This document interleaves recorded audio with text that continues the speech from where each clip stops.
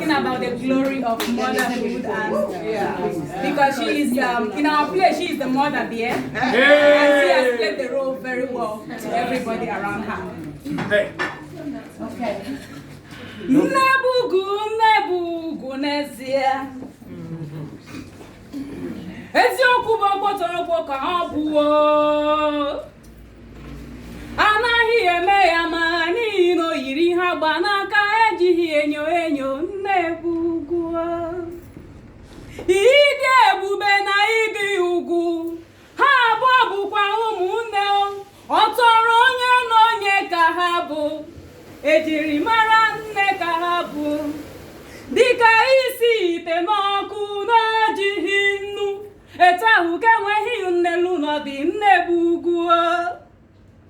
Nebugu ezinụlọ nchịkọta ezinụlọ bụ nke ya obi aṅụrị n'udo bụ maka ya ịnụ akwa nwa na ezinụlọ bụkwanụ nne Chukwu rụziri nne ike ka nkume ike ahụ o ji ebu nsogbu ezinụlọ ya Nebugu nne bụ mmụọ ụwa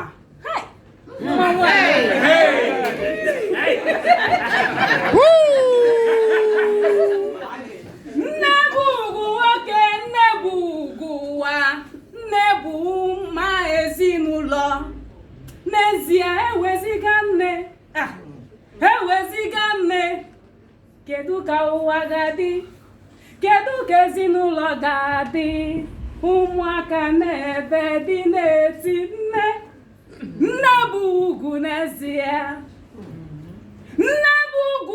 Nebugu n'ezie eziokwu dị okpotokpo ka ọ bụ anaghị eme ya mma ya n'ihi na o yiri ha gba n'aka ejighị enyo Nebugu.